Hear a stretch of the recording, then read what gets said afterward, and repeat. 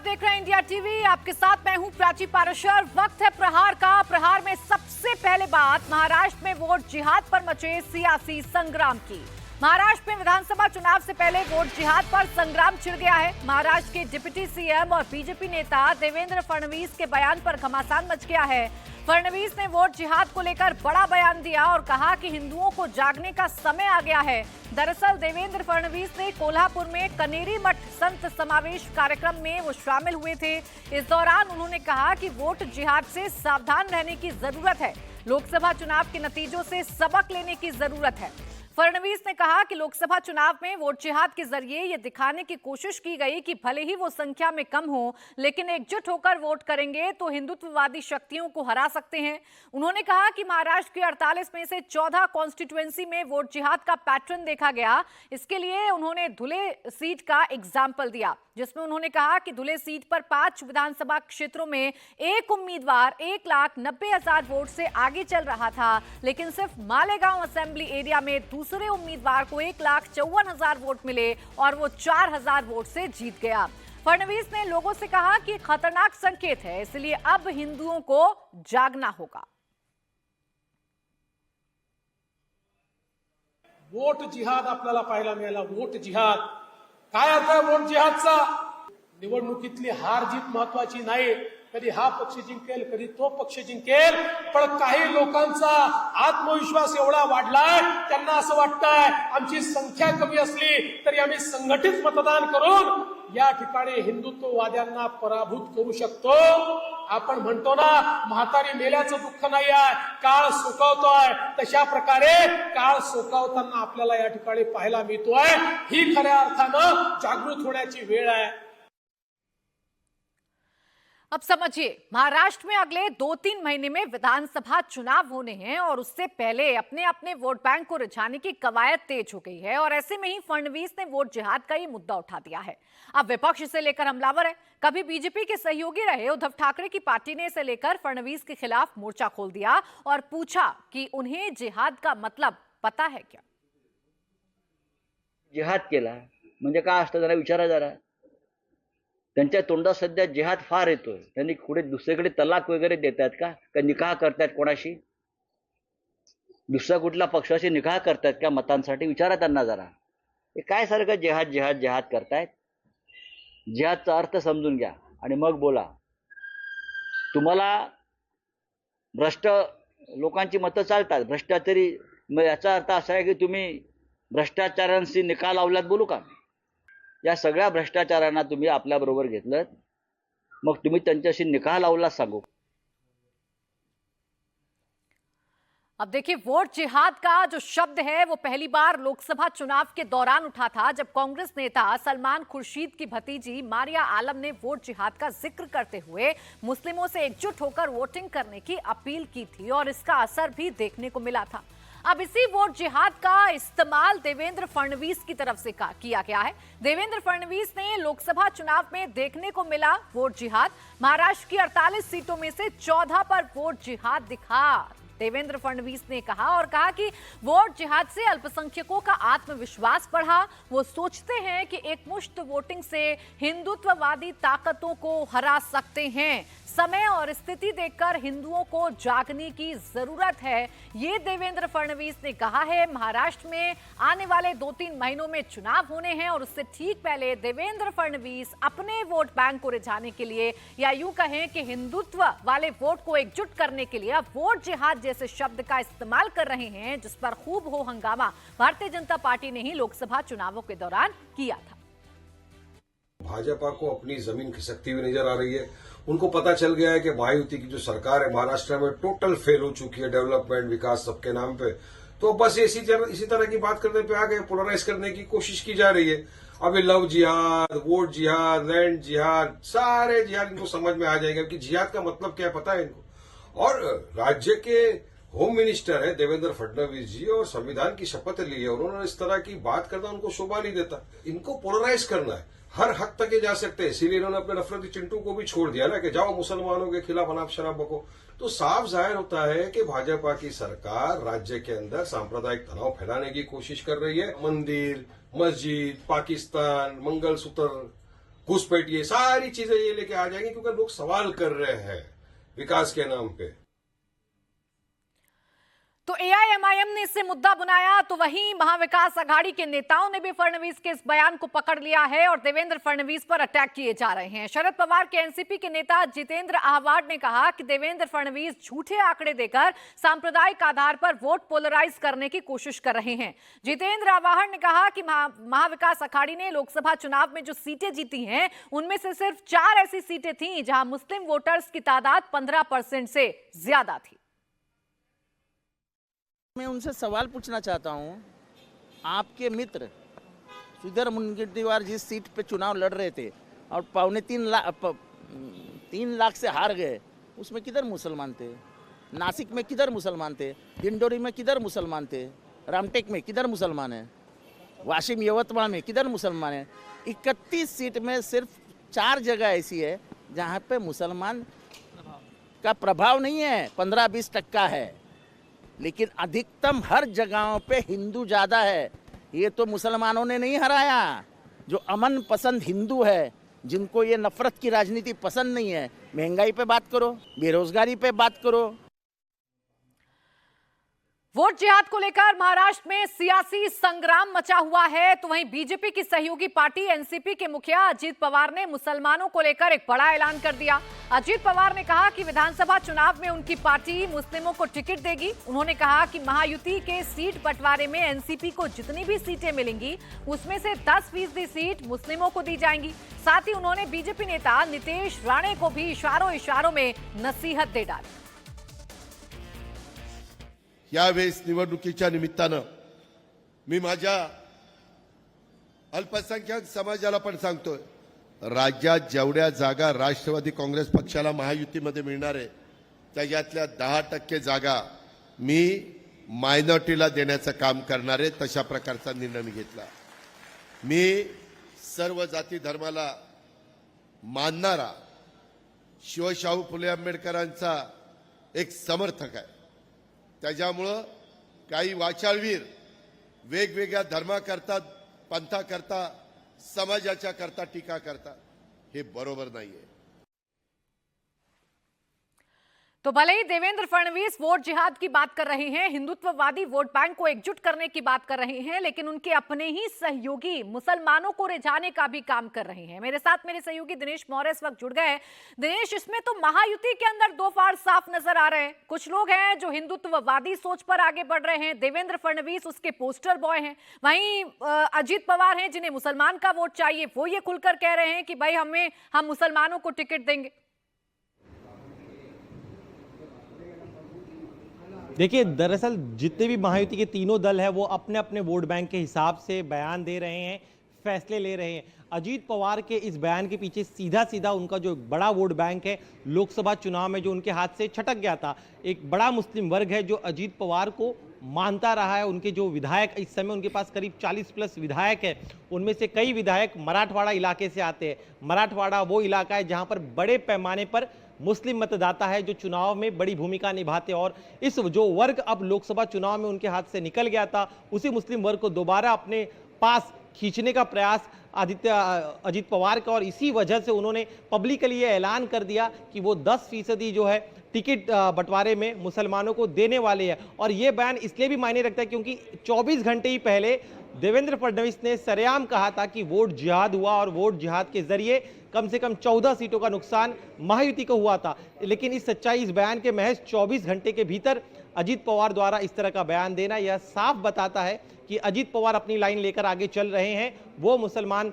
मतदाता जो है, मुस्लिम नेता जो है, उन्हें अपने साथ जोड़कर रखना चाहते हैं, और इसीलिए उन्होंने पब्लिकली अनाउंस कर दिया। तो आइडियोलॉजी भले ये साथ में आ गए हों, सत्ता में हो, लेकिन आइडियोलॉजिकली अगर बात करें तो वो एक साथ नहीं आए, और इसी विरोधाभास का असर जो है हमें लोकसभा चुनाव में दिखा। महाराष्ट्र में जो जंग है वो इस बात की है कि कौन कितना स्ट्रांग प्लेयर है और किसका वोट किसके साथ कितना इंटैक्ट है, और इसीलिए अपने अपने लिहाज से, अपने अपने सहूलियत के हिसाब से राजनीति को भी साधा जा रहा है, अपने वर्गों को साधा जा रहा है, और इस तरीके के बयान दिए जा रहे हैं। शुक्रिया आपका दिनेश तमाम जानकारी के लिए। तो एक तरफ महाराष्ट्र में वोट जिहाद को लेकर संग्राम मचा हुआ है, तो दूसरी तरफ बिहार में एक नए प्लेयर की एंट्री हो चुकी है। जी हाँ, पिछले 2 साल से बिहार में जन सुराज अभियान चला रहे प्रशांत किशोर आज अपनी सियासी पारी की शुरुआत करने वाले हैं।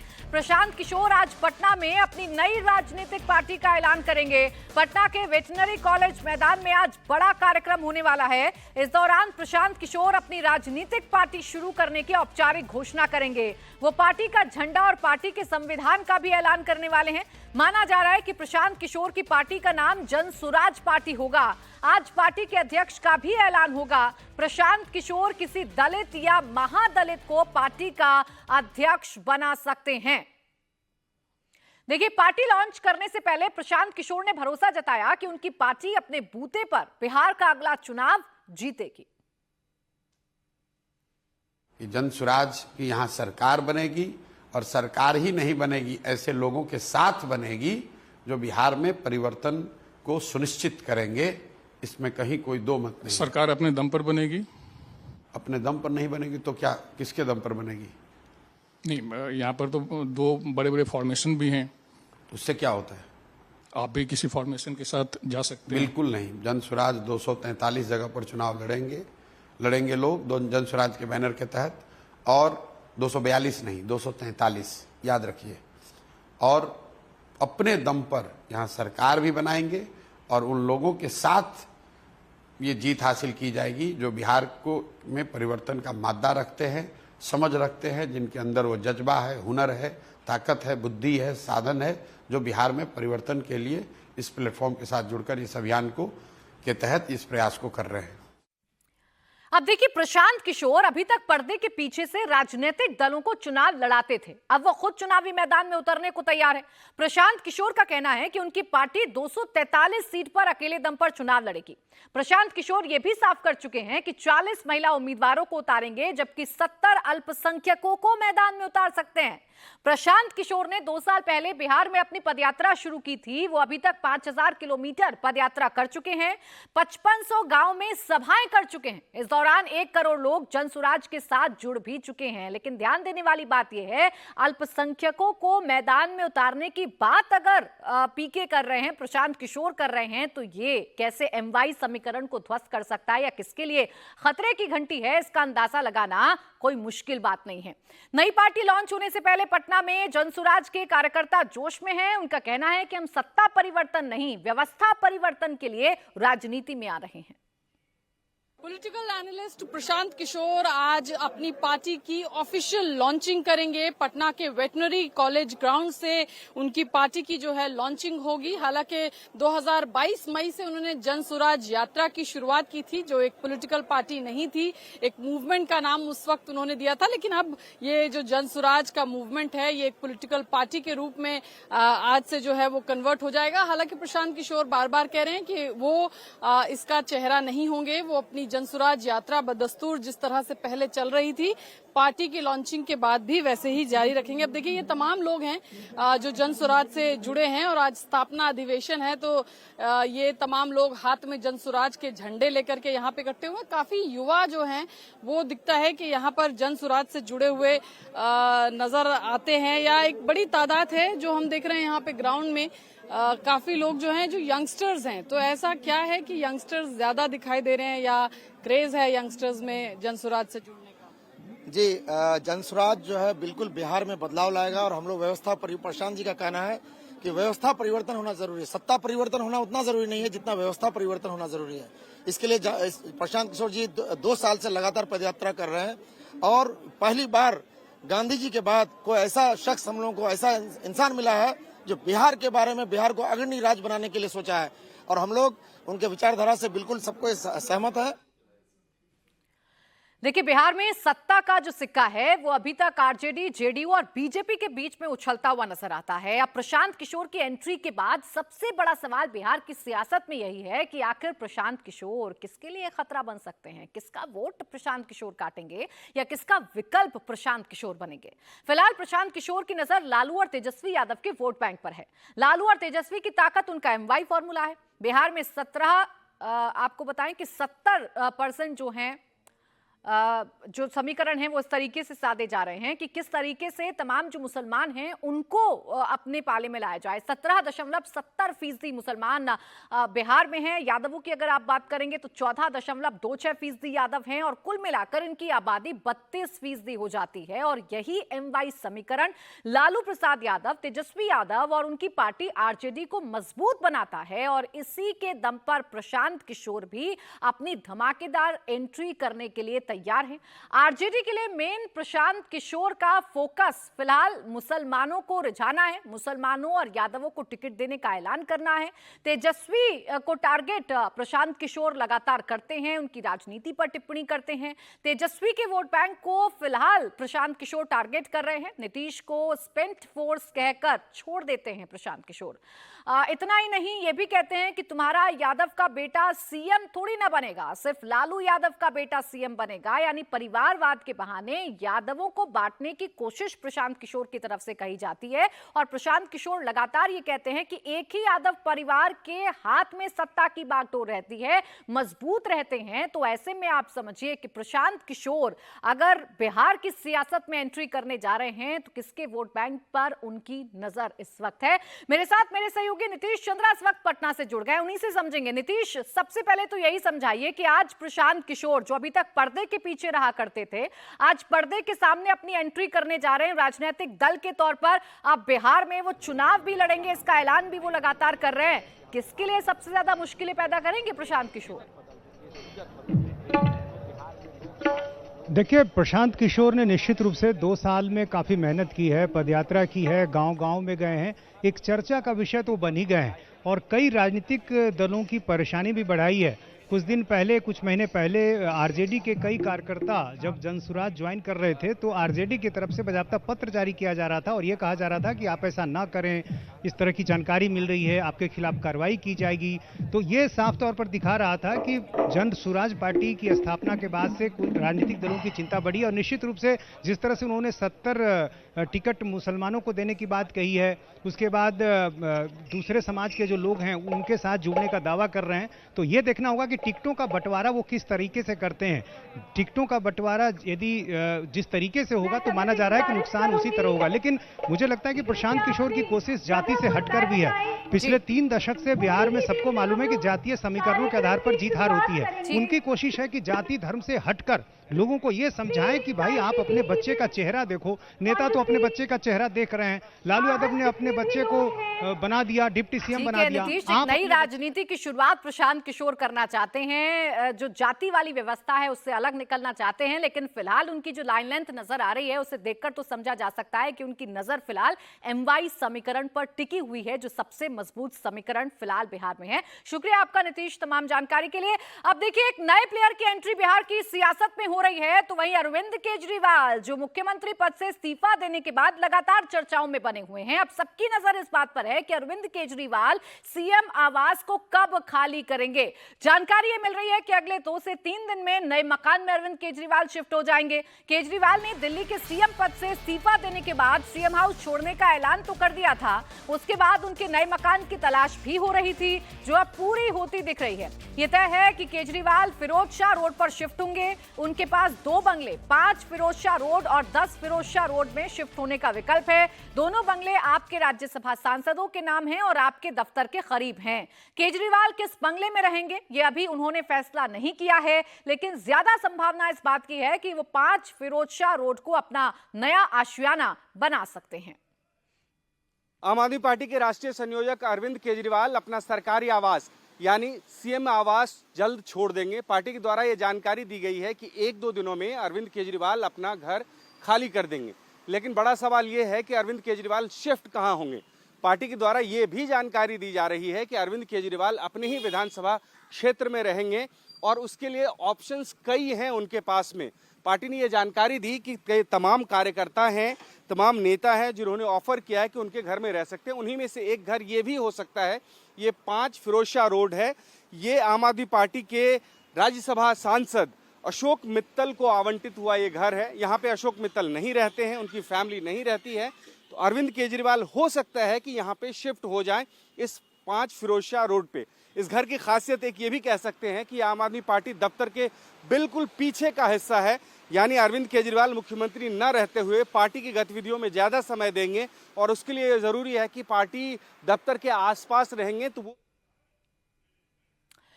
अब आगे बढ़ेंगे, बात लखनऊ की करेंगे, जहां एक हैरान करने वाली तस्वीर सामने आई। तहजीब और अदब के शहर लखनऊ में एक बार फिर युवती के साथ सरेराह छेड़छाड़ हुई, बैड टच हुआ। स्कूटी सवार लड़की मीटिंग के बाद दफ्तर से घर लौट रही थी। वक्त करीब रात 10-10:30 बजे का था। तभी एक बाइक सवार लड़का युवती का पीछा करने लगा। लखनऊ के शहीद पथ पर करीब 1 किलोमीटर तक लड़की का पीछा करने के बाद लड़का अपनी बाइक लड़की की स्कूटी के पास लेकर गया और लड़की को बैड टच किया। ये तस्वीर आप देखिए, ये हैरान करने वाली तस्वीर है। लखनऊ जहां पर सबसे ज्यादा कानून व्यवस्था को दुरुस्त करने या शोधों पर कार्रवाई करने का दम भरा जाता है, वहां शोधों में कितना डर है पुलिस का, वो तो इन तस्वीरों को देखकर आप अंदाजा लगा सकते हैं, जहां सरेराह स्कूटी सवार एक लड़की के साथ छेड़खानी की गई है। योगी सरकार अपराधियों के खिलाफ लगातार एक्शन लेती है, लेकिन इसके बावजूद लखनऊ से जो तस्वीर सामने आई है वो हैरान करती है, परेशान करती है और कई सवालों को जन्म देती है, क्योंकि ये जो इलाका है ये कोई इंटीरियर इलाका नहीं, लखनऊ की तस्वीरें हैं जहां से सरकार चलती है, नियम कानून बनते हैं। इसके बावजूद एक लड़की के साथ सरेआम छेड़खानी की गई है। तस्वीरों में दिख रहा है कि लड़की शहीद पथ रोड पर एक साइड स्कूटी से अपने घर जा रही है। एक बाइक सवार लड़का उसे फॉलो कर रहा है, वो लगातार युवती का पीछा करते दिख रहा है। बताया जा रहा है कि आरोपी करीब 1 किलोमीटर दूर तक लड़की का पीछा करता रहा। पीछा करते करते लड़की के बिल्कुल पास पहुंचा और उसके साथ छेड़खानी करने की हिमाकत शोहदे की तरफ से की गई है। तो देखिए, योगी राज में महिला अपराध के खिलाफ जीरो टॉलरेंस वाली नीति है तो सही, अपराधियों पर कार्रवाई करने वाली नीति भी है, लेकिन इसके बावजूद घटनाएं नहीं रुकती हैं। आपको याद दिला दें कि इससे पहले अगस्त महीने में भी लखनऊ से कुछ इसी तरह की तस्वीर सामने आई थी, जहां राजधानी के पॉस इलाके मरीन ड्राइव में पानी भर गया था। हुड़दंगियों ने पहले लड़की पर पानी फेंका, फिर बैड टच करने लगे। इस मामले में योगी ने सख्त एक्शन लिया था। डीसीपी सहित 3 अफसरों को हटा दिया गया था और पूरी चौकी को सस्पेंड कर दिया गया था। साथ ही घटना में शामिल एक आरोपी को पुलिस ने सलाखों के पीछे पहुंचाया था, लेकिन बावजूद इसके शोधों के अंदर ना पुलिस का खौफ नजर आ रहा है, ना कानून व्यवस्था का खौफ नजर आ रहा है, ना ही कड़ी कार्रवाई का खौफ नजर आ रहा है, वरना सरेराह लखनऊ से ऐसी हैरान करने वाली तस्वीरें सामने ना